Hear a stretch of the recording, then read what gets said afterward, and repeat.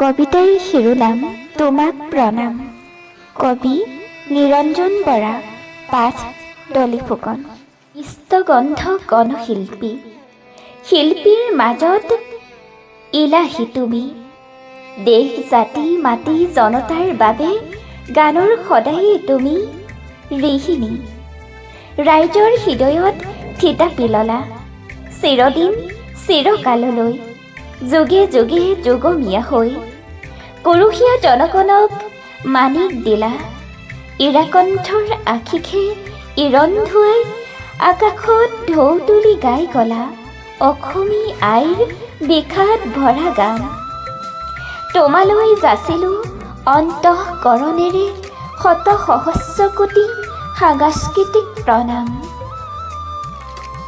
কণ্ঠৰ শব্দৰ চেকুৰাৰে বান্ধিলা তুমি সোণালীয়ালি।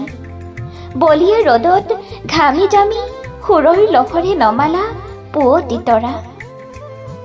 কেঁচা ৰঙা তেজ সুহাসতক দিলা যুগান্তকাৰী সময় উপযোগী বতৰা। আগতে তোমাক চিনিয়ে নাপায় গণশিল্পী ৰাজীৱ শদিয়ানো কোন। ইহলীলাৰ পিছতেই দেখিলোঁ ঘৰিয়ালৰ চকু পানী নিগৰুৱা অলেখ জননেতা শিল্পীৰ ভিৰে গগনচুম্বী অভাৱনীয় দাপোন।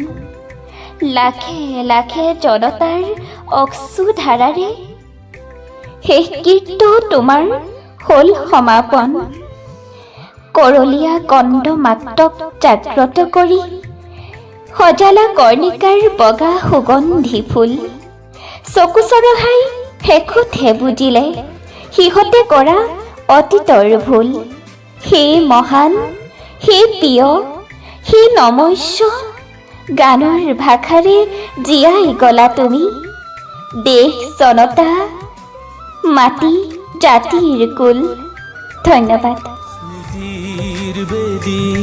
প্ৰণামো তোমাক ৰাজীৱ, প্ৰণামো তোমাক জাতিৰ চেতনাৰে। এৰিলা আমাক তুমি, এৰিলা আমাক নিষ্ঠুৰ নিয়তিয়ে। অকালতে লৈ গ'ল জাতিটোক দিবলে বহু আশা ৰৈ।